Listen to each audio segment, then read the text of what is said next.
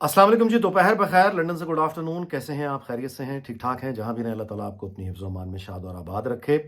غیر معمولی دن ہے آج کا. ظاہر ہے کہ پی ڈی ایم کی حکومت بننے کے تقریباً 1.5 سال کے بعد اور ان گنت پریس کانفرنسز کے بعد اور ان گنت اعلانات کے بعد اور ان گنت آپ کہیے کہ وعدوں کے بعد آج وہ دن تھا جب عمران خان کو فائنلی گرفتار کر لیا گیا.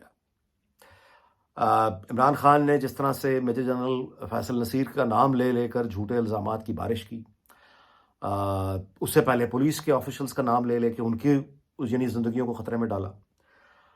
اس کے بعد آئی ایس پی آر کا ہم نے کل ایک رسپانس دیکھا، جس کے بعد بالکل سامنے آ گئی تھی بات کہ جب انہوں نے اعلان ہی کر دیا تھا کہ ہم قانونی کارروائی کریں گے، جس کے بعد آبویسلی ہم نے دیکھا کہ اسد عمر بھی جیسا شخص بھی پیچھے ہو گیا، پارٹی کے دیگر لیڈر بھی ایک دم خاموش ہو گئے، اور آخر کار آج جو ویڈیو بنا کے فوج پر ایک طرح سے عمران خان حملہ آوری ہوا ہے، یوں کہنا چاہیے، اس کے بعد ہم نے دیکھا کہ کامران خان جیسے لوگ بھی آخر کار پیچھے ہو گئے، اور نہ صرف پیچھے ہوئے بلکہ انہوں نے مذمت کی. اب کوئی پیچھے اب بات رہ نہیں گئی تھی، تو پارٹی تو ایک طرح سے اور یہ والا جو سپورٹ گروپ ہے یہ تو بالکل غائب ہو گیا.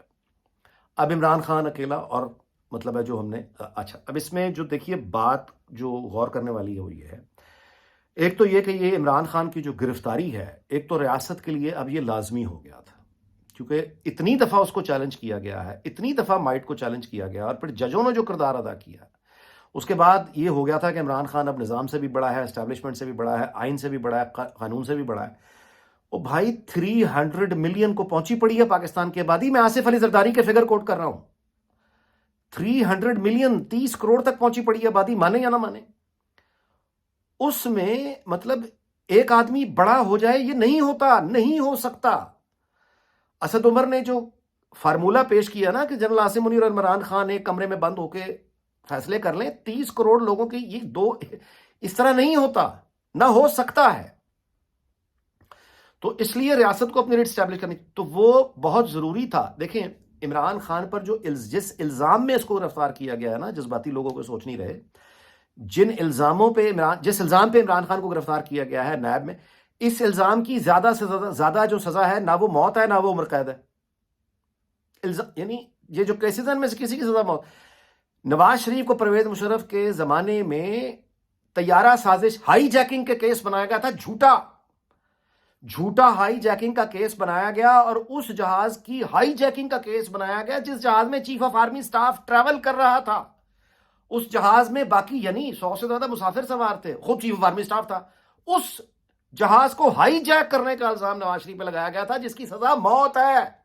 اس کی سزا یعنی عمر قید ہے یا موت ہے. اور کراچی لے گئے تھے، انہی بختر بند گاڑیوں سے اترتے تھے، انہی بختر بند گاڑیوں سے نکال کے وہ سماعت ہوتی تھی. کچھ معلوم نہیں تھا، اور پرویز مشرف آل پاورفل، یعنی کوئی دوسرا دروازہ نظر ہی نہیں آتا تھا، کوئی عدالت نہیں، کچھ نہیں، کوئی میڈیا نہیں، کچھ نہیں، سوشل میڈیا تھا ہی نہیں. تو جب اس جھوٹے جعلی مقدمے میں نواز شریف کو عمر قید سنائی گئی تھی اور عمر بھر کے لیے اس وقت بھی نااہل کیا گیا تھا، تو پارٹی نے اور اہل خانہ نے شکر کیا تھا کہ موت نہیں ہو گئی. اس کو کہتے ہیں سختی، جس کے بعد پھر اٹک قلعے پھینکا گیا تھا، اس کو کہتے ہیں سختی. یہ ہوئی تھی، اس کو کہتے ہیں. اس سے پہلے ذوالفقار علی بھٹو کو پھانسی چڑھایا گیا تھا، اس کو پھانسی چڑھا کے بیگم نصرت بھٹو مرحومہ ان کو لاٹھی ماری. یہ ان کی تصویر بلیک اینڈ وائٹ نکال کے دیکھیں کس طرح پولیس لاٹھی چارج، اور اس صدمے میں وہ پڑی ہوئی بیٹی جس کے باپ کو قتل کر دیا گیا اس کو جیل میں ڈال دیا. یہ ہوئے ہوا ہے اس ملک میں ظلم. یہ ہیں وہ راستے جو سیاستدانوں نے جن میں خون بہائے ہیں، پھر کہیں جا کے یہ آئین اور جمہوریت اور یہ آزادیاں ملی ہیں، اور ان آزادیوں پہ یہ عمران خان کھیلا ہے سب سے زیادہ.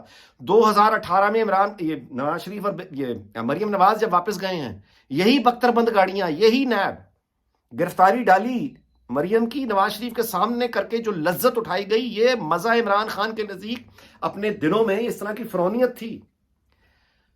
یہ مزے لیا کرتے تھے. رانا ثناء اللہ پہ منشیات کا جھوٹا کیس ڈال کے اسے جس سیل میں بند کیا تھا، وہ تصویر دیکھیں، ہال آتا ہے، ہال.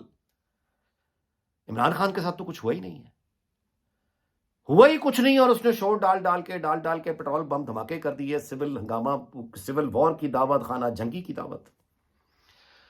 تو ریاست کے لیے بہت ضروری تھا اپنی اتھارٹی اور ریٹ کو ری اسٹیبلش کیا ہے.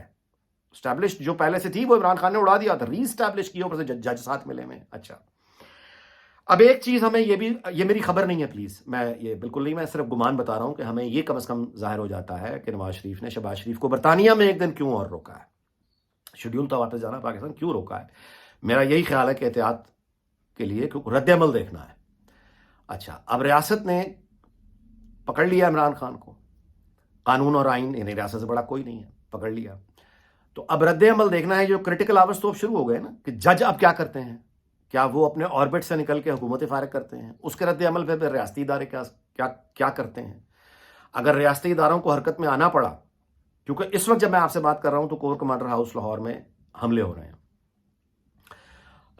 کنال روڈ اس کو روک دیا گیا ہے, فوجی گاڑیوں پر حملے ہو رہے ہیں, لوگ اینٹی آرمی مظاہرے کر رہے ہیں.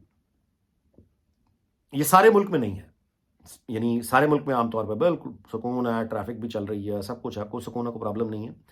لیکن لاہور میں کور کمانڈر ہاؤس پر حملہ ہو چکا ہے, اور فسادی جو ہیں وہ ظاہر ہے شیشے توڑ رہے ہیں, گاڑیاں توڑ رہے ہیں, سرکاری املاک پر حملے کر رہے ہیں, فوج پر حملے کر رہے ہیں.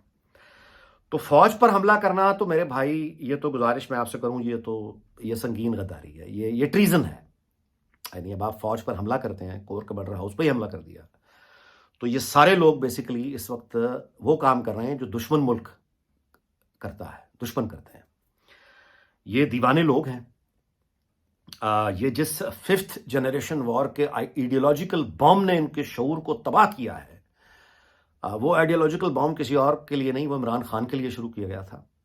لہٰذا ظاہر ہے کہ اسٹیٹ کو اپنی ریٹ تو اسٹیبلش کرنی ہے, لیکن گزارش یہی ہوگی کہ ان لوگوں کے ساتھ, یعنی یہ دشمن بہرحال نہیں ہے, کیونکہ ان کو پاگل کرنے میں بھی معاف کیجیے گا, ہاتھ ان کا اپنا نہیں تھا, ان کو باقاعدہ پاگل بنایا گیا ہے. جن لوگوں نے ان کو پاگل بنایا ہے ان کو سزائیں دینا, البتہ اس پہ اگر آپ غور کریں, جس میں جنرل باجوہ شامل ہے, جنرل فیض شامل ہے, اور باقی لوگ بھی شامل ہیں, اور جتنے بھی لوگ اس 5th جنریشن وار, پروپیگنڈا وار, اور وہ سارے کے سارے لوگ جو فوج کے خلاف یوٹیوب پر یہاں انگلینڈ میں بیٹھ کے جو بھونک رہے ہیں, ان کو جو خبریں وہاں سے مل رہی ہیں خاموش مجاہدوں کے نام سے, وہ کون لوگ ہیں؟ یہ وہ سارے کریٹیکل گھنٹے ہیں. میں نے آپ سے گزارش کی نا کہ اب ریاست کو یعنی ری اسٹیبلش کرنا ہے کنٹرول. یہ بڑے غیر معمولی واقعات ہیں. میں نے آپ سے گزارش کی ہے کہ کور کمانڈر لاہور پر حملہ ہو جانا, لوگوں کو اندر چلے جانا. لاہور از دی بیس, مطلب capital of Punjab, Punjab is the power base of Pakistan army. Lahore میں اگر کور کمانڈر ہاؤس پہ حملہ ہو گیا, اچھا اب یہ وہ فسادی اور وہ جو آپ جنہوں نے جوڈیشل کمپلیکس پہ حملہ کیا ہے, یہ وہی لوگ ہیں جنہوں نے پولیس پر پیٹرول بموں سے حملہ کیا ہے. آپ میری بات سمجھیے, کوئی نئی بات نہیں ہے. اور یہ جو کور کمانڈر ہاؤس پر اٹیک ہے, یہ عمران خان نے یعنی اپنی گرفتاری, ممکنہ گرفتاری سے پہلے یہ ساری پلاننگز, یہ سب وہ لوگ جنہوں نے یہ کام کرنا ہے, یہ سب اوبیسلی تیاری کر کے یہ گیا ہے. تو یہ بائی پلاننگ ہو رہا ہے. یہ اعصاب کی جنگ ہے, یہ گرانے کی جنگ ہے, یہ ملک کو طاقت کے بل پہ جیتنے کی جنگ ہے. یہ ایک بے شرمی سے آپ یوں کہیے کہ مطلب بزور بازو طالبان کی طرح, جس طرح انہوں نے کابل کو فتح کیا تھا, یہ اس طرح کی ایک فورس بن کے سامنے آ گئی ہے. لیکن میرا خیال ہے کہ اس بلی کے گلے میں گھنٹی کو کسی نہ کسی نے باندھنا تھا, جو بندھ گئی ہے. اب یہ طرف بجے گی.